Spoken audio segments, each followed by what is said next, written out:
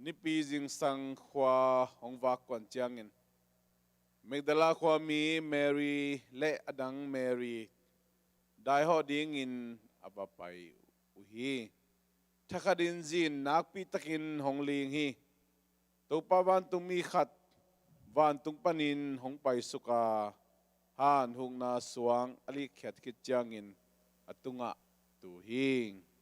ama mel khophelep to kibanga apuan zong vuk bangin apa hi han chingtain ki talua u ahi manin lingin asibu puhi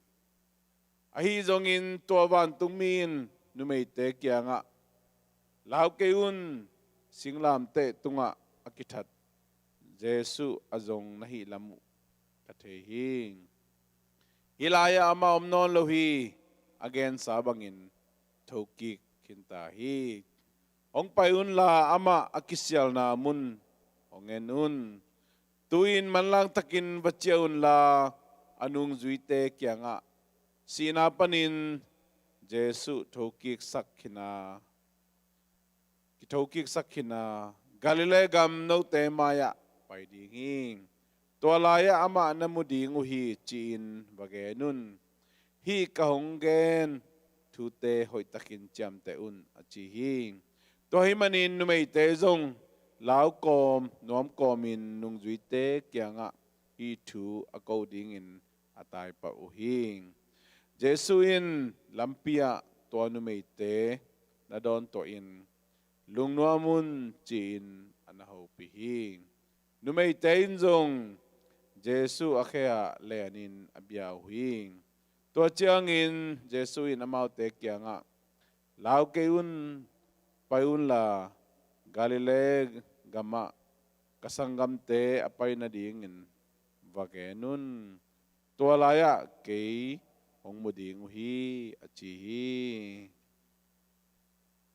ibig pinding tawin na taw patungin na nekom ni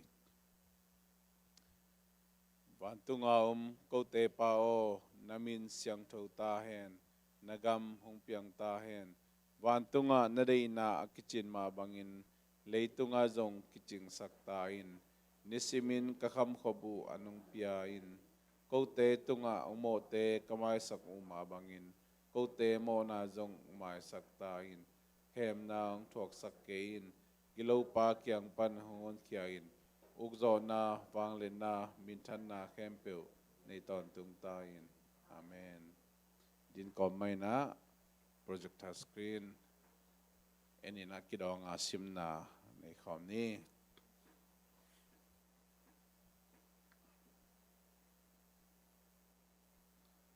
mang pau nang zu na Christ is risen. He is risen indeed. Khazi thoki hi ama thoki takpi hi tuni na leitung amita pitakte na zoma gal kapte golguk neng na hang na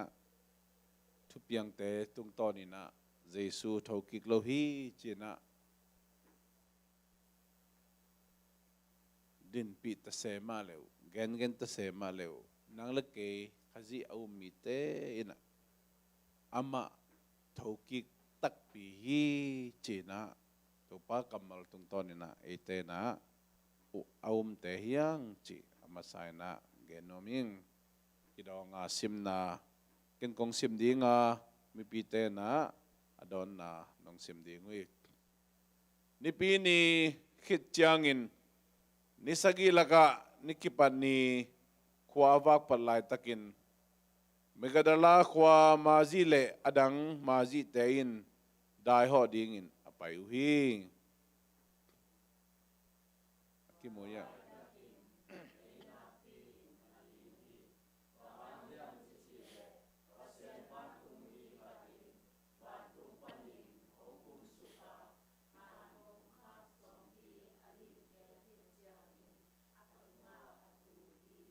Vantung min numei te kianga lau keun singlam te tunga kithat Jesu na zanu ken ka thei hi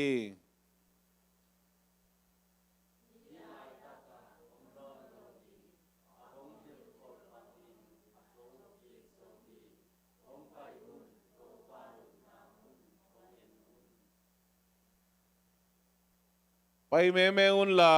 sinapan thoki ka namai uwa garile gama apai ding hi gama apai ding hi to santaka topa namodi nguhi china nung juite kianga nahil un achi hi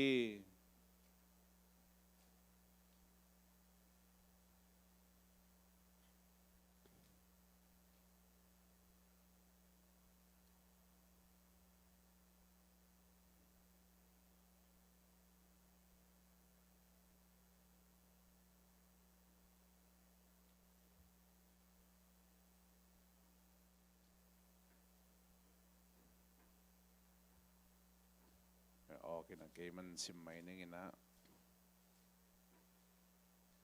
to anu mei te lao na to nuam na to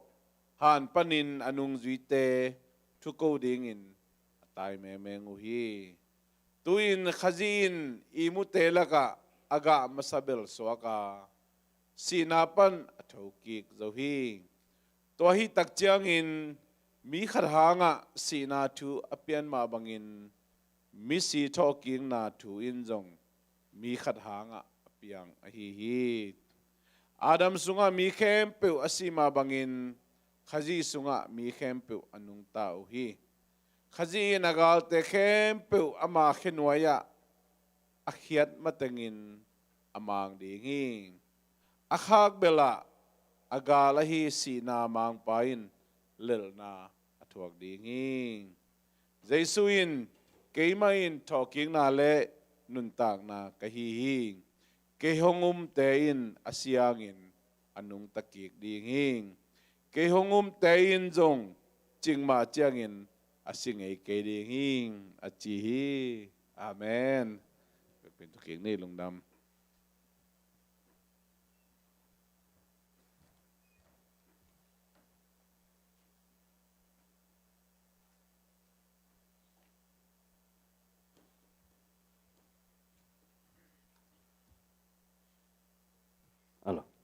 Hallelujah.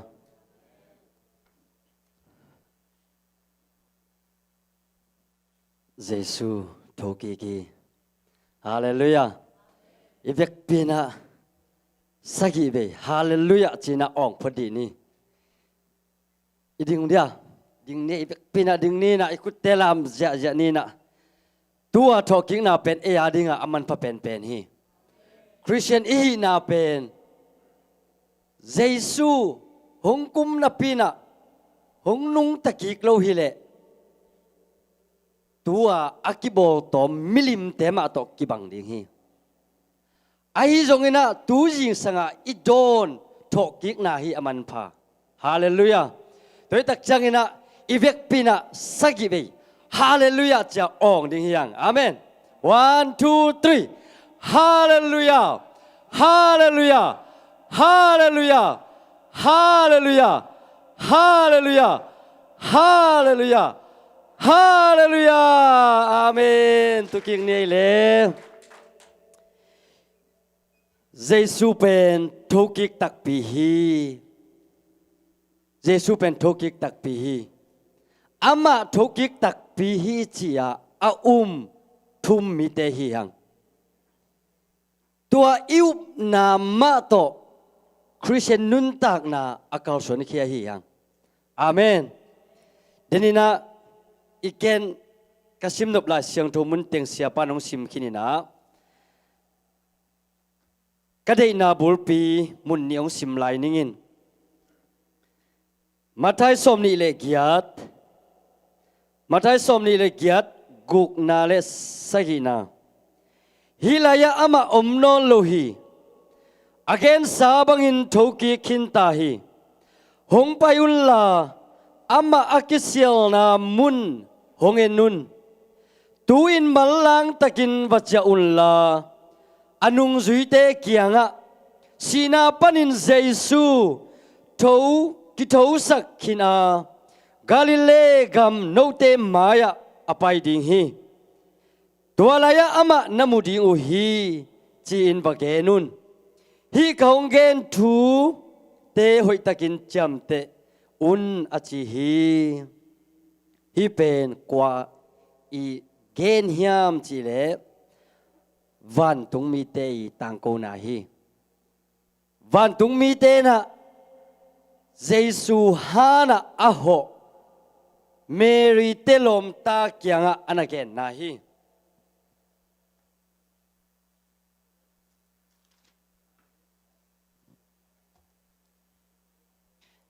อามาไซนาเดนาราชโรชิมนาตุงโตนี่นะหงไปยุนอากิเซียลนามุนหงเอนุนไปแมงแมงอุลลาวาเกนุนตัวตั้งฮีอีเกนนบปีฮิมุนาโซนาอมฮีโซนาบางอมฮิมจิเลขันนาหงไปบันตุงมีเตกยังอามาละมะไปเพดิงเมริเตลมตานันเนเพดิงนี่นะเอ็นดิงเยซูฮันกวางตัวอากิเซียลนามุนเป็นตัวมีเตนะเอ็นดิงบางห้างเตตีดิงตัวอามันสิทธิ์สัตอหินาอากิลังสักดิงอาทุมนาบางจีไปแมงแมงดิงตัวอามูเตงูเป็นมานี่จะอาเกนคิดดิงไปแมงแมงไปแมงแมงดิงอาลีนาเกนดิงหงไปตัวคิดตักเชียงอินะหงเอ็นตัวคิดตักจะไปแมงแมงดิงตัวจังเกนดิงตัวทูตัวจิงสังอินะหุ่นตมโนสุนะเกนสุกหนัวมั่ง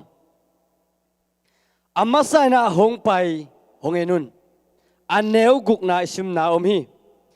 เยซูสีนาปนินาโจกิกตักตักอหิมันินอากิวุยนาหานโฮมฮีตัวฮีอัทุพีที่นั่นราชโนชิมนาเยซูเป็นสีฮีโจกิคินฮีจีนาชิมฮีหังไอ้จงนะอาหารนะโฮมเกเลเป็นเข้มนับเพียงสวกแล้วดีไงเว้ตัวตักจะวันตุงมีเตนะฮิมเบลีเตลมตาเกียงบังชียมจิเลหงไปยุนฮิมุนะเยซูอากิเซียนามุนมูฮิวเตอามาอุนะบังอานามูฮิมจิเลตัวลายตะกินะตัวเมรีเตลมตาบังอินนิงานียทุบเพียงเต็งเยซูกิมันินะสิงนามเตตัวกิขายาอากุกิกิลินอากุเตปนินะสิสันลวงาapang kido jin sisan luangin akim na teng muringa alutunga lingluku akikusak muringa akhe panina sisan alluan na teng muringa to teng khen pe ninga nia tupiang teng khen pe amit khawo om thapai khading hi ahi zongina hi muna hi mary te lom tain jesu akisial na mun zuwa nina ong pai mo ko hi hina bangki muthe hiam chile jesu ong thok kik zo amma sa pen wang let na akilat na pen ko akilang hiam chile jesu luang hom av ending dai ho dinga apai mary te lom ta tunga amau te mu tek ina nalam dang piang masahi Temanina tujing sangina biakini pa ina pen ni bini sima akikhom chang hilowa Jesu hana dai ho ava pai te hi hang hallelujah toi tak chang ina Jesu hana ao a apai Mary te lom ta bangina biakin zoanin jing tungna imusuak pi pai na pen pasien wanglet na pasien yan nalamdang nang ma mitek to nang ma tung ma pan alamdang wanglet na musak niya ding hi hallelujah ilamen ngailo iu ngamlo tupa eya ding ina ong peding hi bangyam jile wanglen na nalam nang apian masak pen Jesu tho ki khida Mary te lom ta tunga kilang masapen hi toy manina hi muna jing tungina imuswak pipi ai paina pen pasianina in kwan sunga immimal tunga wanglet na ai ken nalam dang lian pi musak nom hi china ken nom hang Jesu han hom hi ba tung mi te na Mary te lom ta kianga hong pai diun hi muni akisial na hong en beng bua Josephina Jesu luang lain tua Jesu han sunga apum namun Mary te lom tan zong amu sau hi khading hi amun zong the hi te manina aluang akikoi zong mu khading hi jing sang dai hoina aba payu tak chiang Mary te lungul pen bang hiam chile tua Jesu luang mukik ding asi aluang hom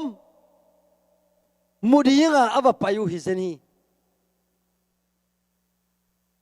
ai zong ina tua Mary te lom ta kianga bang kilang hiam chile van tung mi ong kilang mo hi van tung mi kilang hi ama muna pen Jesu luang hom hinapin ai hang hina hunte ki khelin hunte ki khelin bang mu hiam chile Jesu anung ta in mu mo ku hi pahang Jesu thoki ki ben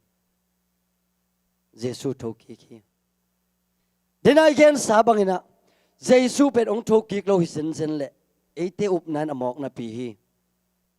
tua man jong poluin alai khak na te a Jesu talking na om lo hi sen le ana chiai ve Timote te alai khak na talking na om lo hi le hi up nai na mok na pi hi ka thu gen te wa mok na pi hi ana chiai ve toi tak chiang a pasien leidunga pasien tamma ma hi pasien tampi te sunga e pasien athoki wang le na to akidim ama beki te manina ibiak pasien iup Jesu pen biak ta hi hial lo hi hang hallelujah Buddhism te amakai gutama akichi amau te pasien si ai mi hingi si hi turong chiang ma thoki lo hi ahan hom pe ma lo tu bangin ven lai lek agu them om lai na mel mo pasien tampi asi om hi Muslim tem makai pi apasianu Muhammad jong si hi mi hing hi ahan hom pe ma lo hi to ki tak chang Hinduism te makai Brahma jong si hi Communism te makai Mars jong si hi ahan te turong chang hom kichinai lo turong chang hom kichinai lo hi turong chang ma amau te thoki khi china jong om kisanai lo hi ai jong na Jesu pen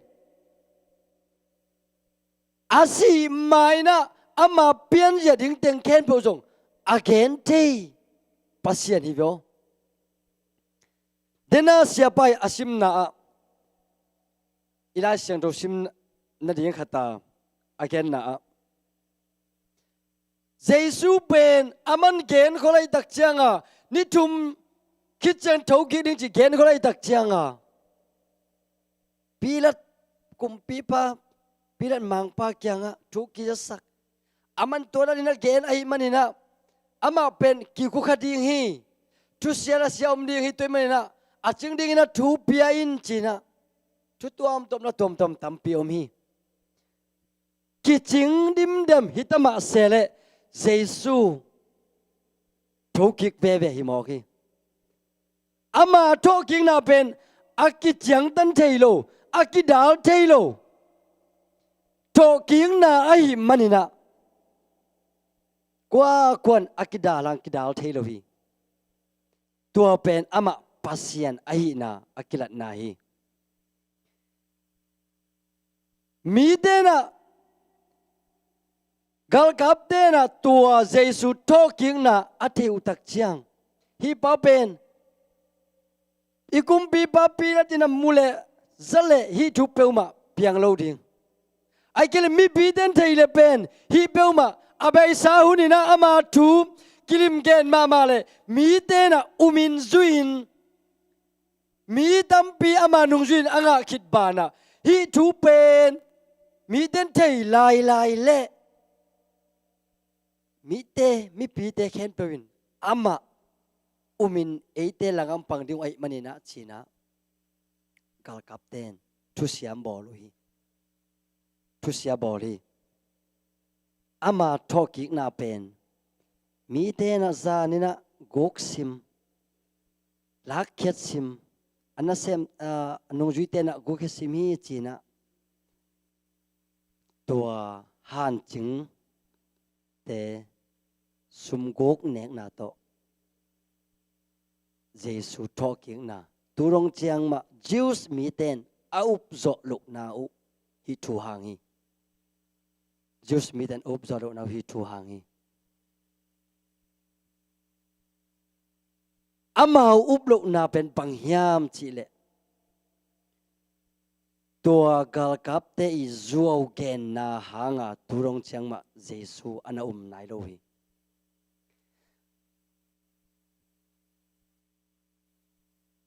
ani na le atop na dinga pai meng ding gen ding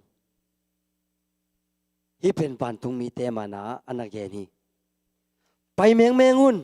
va genun aneu sagi na gen hi paya ai tak pi na imu khit chiang ina pai meng in tua thu igen ding iwa pula khiat ding Jesu talking na panina ahong piang lungdam na thu ipam khit chiang in tua lungdam na te chi ai ding in Jesu in hong de hi zani ta kena upa khop no thu gen pen tha nga ma mai te chi ai ding ina hong de te chi apang pang ding sang ina te chi ai ding akilang khesak ding hi bong de tua man mai na van tung mi ten Mary te lom ta kyanga pai meng un ama ki khol pi anung zui te kyanga genun ai kele ain kwan pi te kyanga genun ain kwan pi achi pen tua nung zui te mai amai u nau sangam so pi te hi lo lai hi bagenun ama pen galile gama pai kin ding hi namai wom ding hi namu na bole ba payun china ken hi toy manina Jesu talking na ei tu mi ta ding ina atupi pen ni jing sang phalwak tung ina Mary telom ta ina hibang ina Jesu hana pai nau jing sang lol lim jong pen thu pi sa hi ngei na sem ilam banga pen kholam banga jing lola lo khou tan ten ni khat thua pen alo mau tam pi so toi tak chang alak tak chang amau pen an akuma anek ding nei ai jing sang lolina jing sang lola hanga zong thupa tampi om hi ite pak ding ina competen ina alien khuk na sung banga erisate kamsang erisate bang ana sempa jing sang thou baya jing sang thou baya kho kim teng ai le ana sempan bang mu hiam chi le kho kim teng khen pewa gal te bek bek gal te bek bek mu hi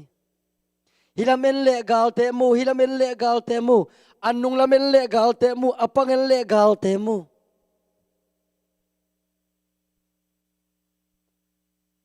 pasien na sem pi pa hi le ama in sunga ai zong ina sem pi pan zong atel na chiang khat om khin ding hi ai zong ina pasien na sem pa in jing sang tho bai na ina tua kima a om mithat nuam pasien na sem pa abol se nuam te aman mu ai tak chianga kalai to pa ikima gal bek bek om hi ikima gal bek bek om hi china ato pa kyanga thu pok the toy manina hi jing lol na echin jing sang ilol chi bek jong hi ton lowa kha sung ma zong bang thu pi hiam chi le ipian thak ding ve zong amasalama piang thak leng hoi ye iki khel ding ve zong ki khel bai leng hoi lai tua hi bo thu pi aki khel ma sa bel pasien ompina anga ma sa hi mok ai tak changa anun tak na nuam samasa ham tang hi nop na nga masa ham tang hi toy tak chianga iki khel ding ve le zong ahul lap se ke khai tu gen kan katanga ma khat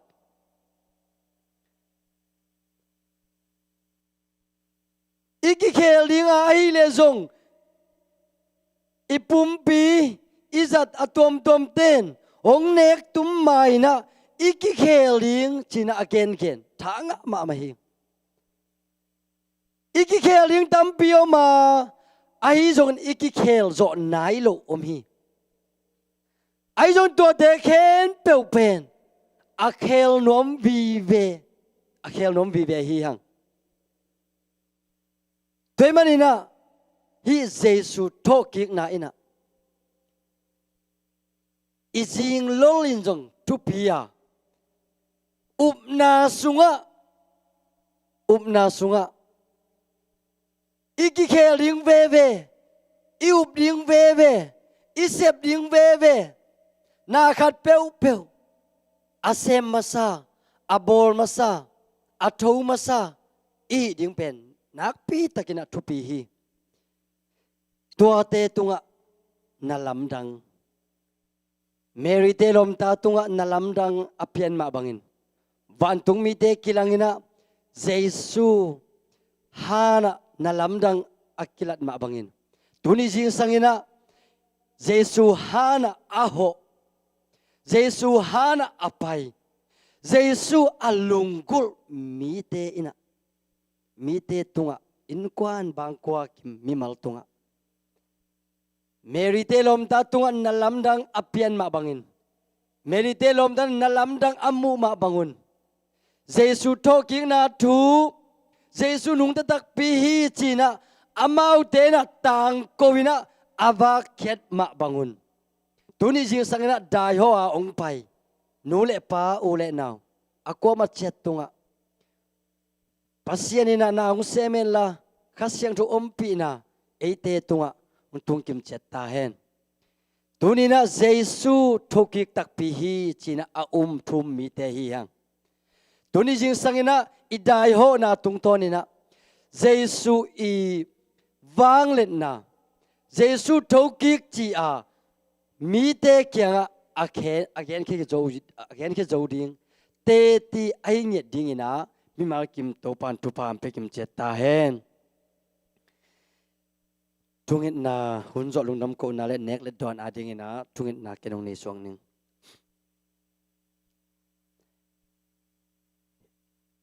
inna sang pen to kidimina kanun tak na u hong chong kem kong bia ku to pa basian ko te mo na teng pokhiai na singlam te tunga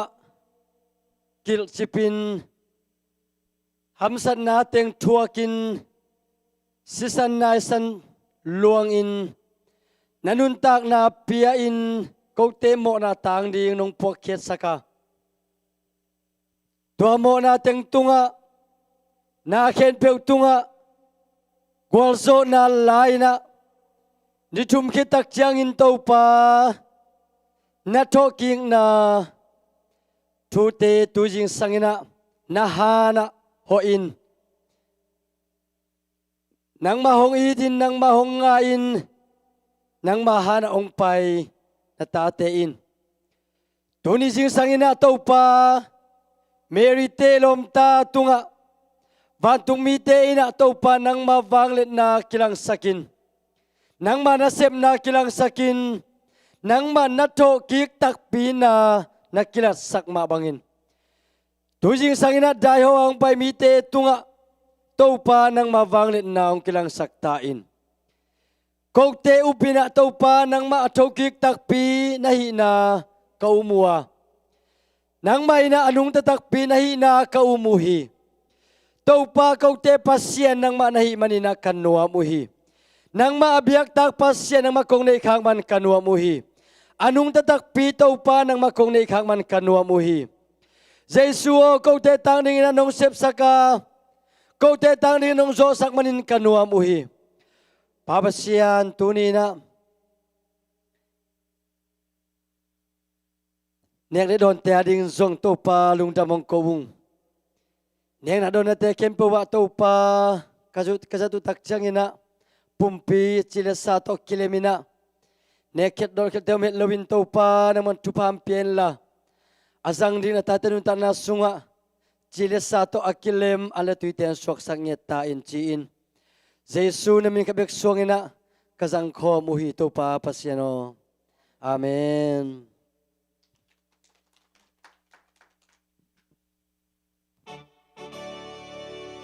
Ak tuile coffee ne khom dạ dạ nhỉ